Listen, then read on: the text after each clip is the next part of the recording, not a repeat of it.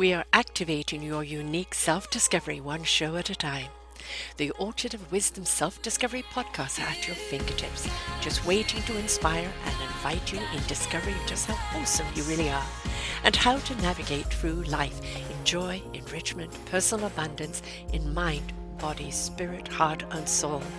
All the people we bring you are here to serve you on your journey of life. Do enjoy our next show. Good morning, good afternoon, good evening. Sarah Troy here from selfdiscoverymedia.com on Sarah's View of Life. God bless our Queen. Queen Elizabeth has passed. She was born in April 21st, 1929, and she died today, September 9th, 22. She dedicated her life to service to us all. Whether you agreed or not with the royal family, or whether you agreed or not with some of her choices in her life, the one thing you can never doubt is that she dedicated herself to the service for the love of her people, for the representation of the British Empire. And she did her very best, truly representing. And 96, she's just had her 96th birthday. I think if she hadn't had COVID or hadn't had a fall, I think she probably could have made 100. But she deserves the rest she's got. She deserves the peace now. She'll go home to Philip, and at last she does not have to serve anymore. Will we ever see that kind of service again? Will we ever see that kind of dedication in any arena? We cannot judge the amount of sacrifice that she has made through her life, her family, raising of her children, her own time. She loved horses. What she would have loved to have done is bred horses, even race them. She had an affinity with horses. She was a country woman at heart. She loved being out, open in the wild, driving her rover and watching the horses being bred and racing. And that's where she was at home. That was her sanctuary. But duty always called. And there was always something going on. If it wasn't in the family, it was in the world.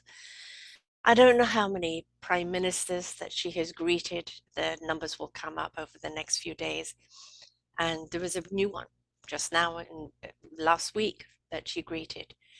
So this wasn't kind of a prolonged illness that took her. I believe that we haven't got all the facts in that she may have had a fall. But one could quite simply say that maybe she was just tired. Tired. So many years of service and dedication. I hope that her legacy is one to inspire people of devotion, of dedication, of commitment, of standing tall in something you believe in being of service to others. We are all here in service of each other. We are all here to participate and contribute with our own beautiful essence.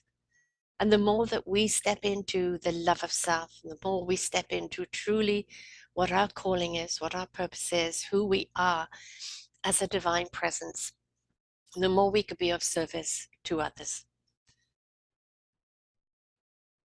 Can we make that same commitment in our own lives to who we are and what we do? Have we become complacent? Do we feel it's everybody else's job and not ours? I know that you get to a stage in your life, the higher you raise your vibration, less people you have around you because you want to be around that positive energy, that loving energy, and just not with all the hate and the loathing and the disconnect energy that is out there. The world is in a turmoil right now. It is in a shakeup. And this queen, as with the queen mother and the king beforehand, have seen nothing but shakeups through their reign. They've seen wars. They've seen their own families torn to pieces. They've seen plenty of death. They've seen plenty of destruction. a lot for one person to carry with a head held high, and we've always tried to be that positive approach for everyone else. Over the next while, we're going to hear the stories of the Queen and all that she gave us, and there's going to be the people that are going to bash her. There's going to be the people, the naysayers. And I would like them to ask themselves a question. What are you doing? What do you stand for? Who are you serving? Are you standing up there in pain, in grief, in sorrow, in strength, where you would rather be somewhere else, but you're standing in that duty, serving the best way you can? Or are you just a disgruntled, miserable person that just wants to make everybody else miserable because you haven't found your purpose, you haven't found your calling, you don't know how to step up and be of service to mankind? Each and every one of us is called to something. The Queen didn't choose this for herself. She was chosen by blood, by being firstborn, and she, from a very young age, committed to that discipline. Whether she liked it or not, she did it, and did it with grace. What can we say about ourselves? Can we step up in grace? Can we step up and put ourselves out there, even making ourselves a little uncomfortable at times in order to serve others? I'm a huge advocate for you discovering what your beautiful instrument is, learning how to play it and finding an orchestra to play it in. What is your purpose, your meaningful calling? What is it that gets you up out of bed every day, grateful to do, excited to do, incited to inspire others? What is it?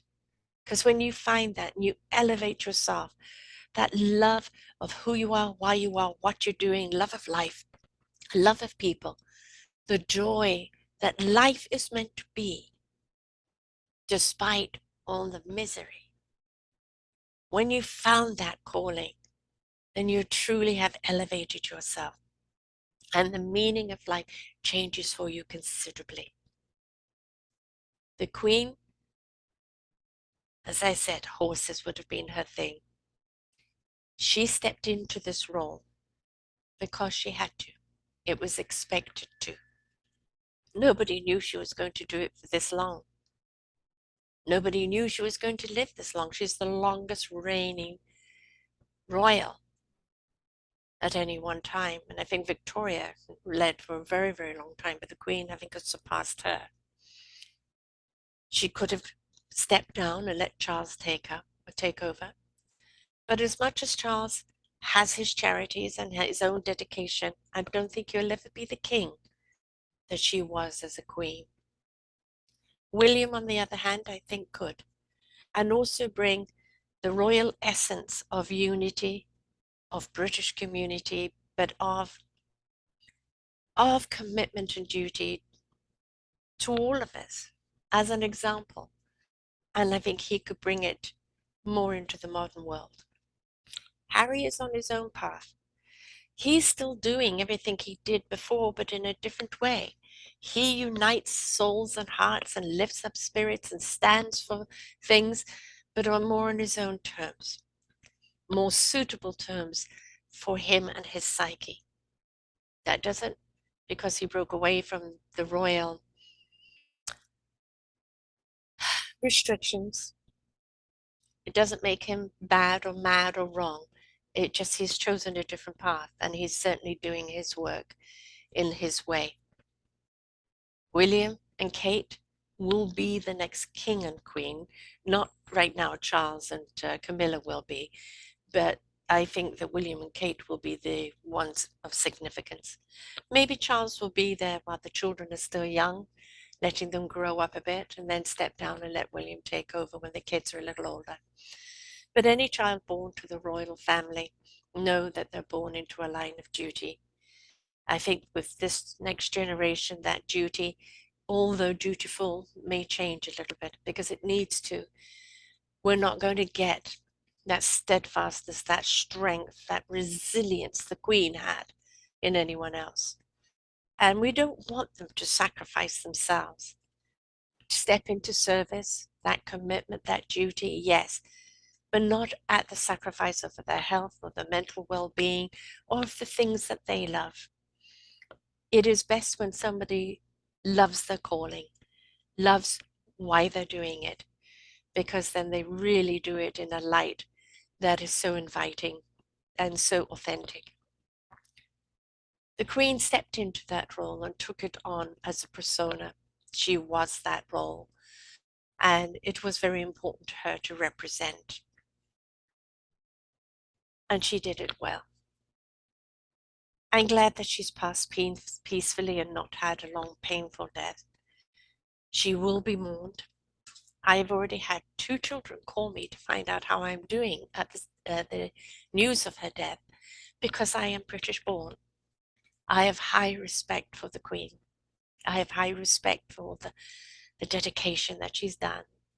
And despite the flaws of the royal family, of them trying to live up to an illusion, a facade in many ways, that just came crumbling down, they're doing their best to try and represent. And I think what we're asking from them is to normalize themselves more, to have it not so at a higher hierarchy, but to be more relatable in a way that other people feel they can really connect to them. Now, the Queen did do that. I know on here on Facebook already people are flooding how they met the Queen. My nephew had interactions with her, with his work. Very proud moment for my sister. And I know that her impact, because it's an end of an era, we're not sure what's going to come next. It's an end, 96 years. You know, what she represents is the last 100 years of royal, great deal of turmoil, yes, but that's life.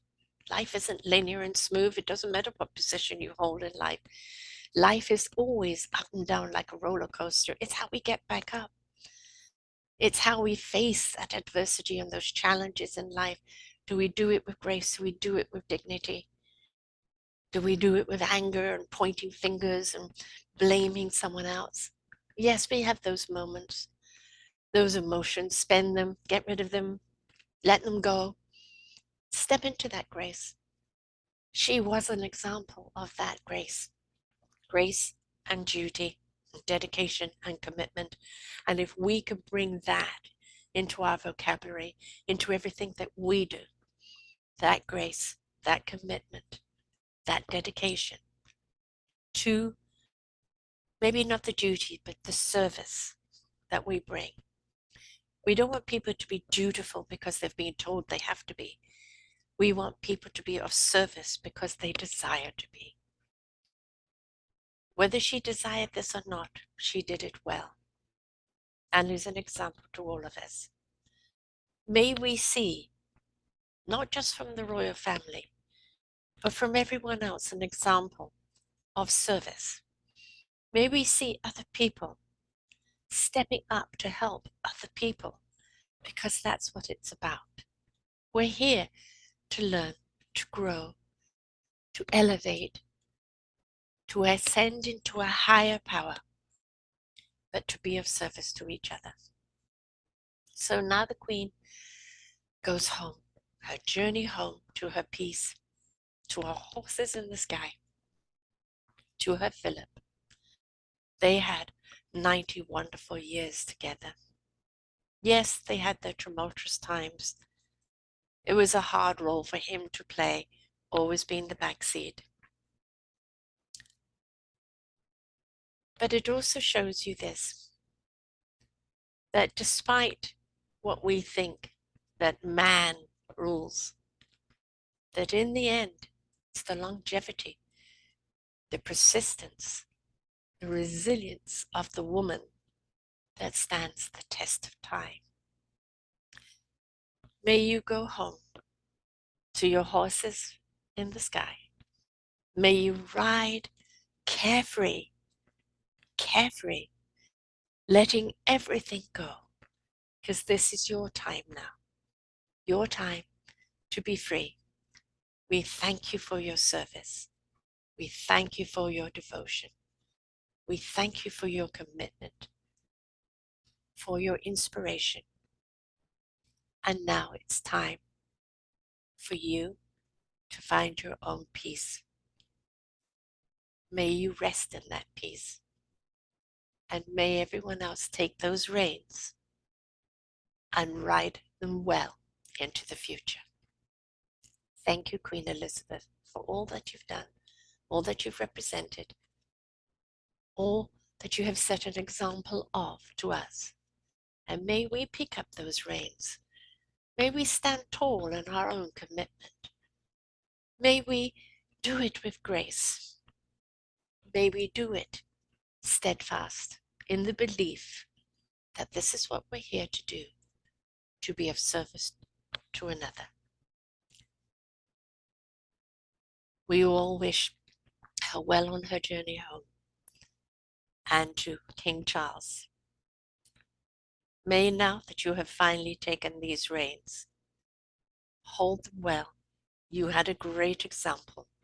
May you step up to that example and show us your strength, your tenacity, your brilliance, and your grace. To everyone out there, bye for now. We hope that you enjoyed the show. Find all of our shows on selfdiscoverymedia.com under podcasts or selfdiscoverymedia/shows. And for all our current shows, go to What's New. We are supported by you, the audience. You'll see a nice big shiny blue button for one-time donations, or follow us on Patreon and you will be able to support us there. We enjoy bringing you such wisdom, and the next show will be up in just a moment.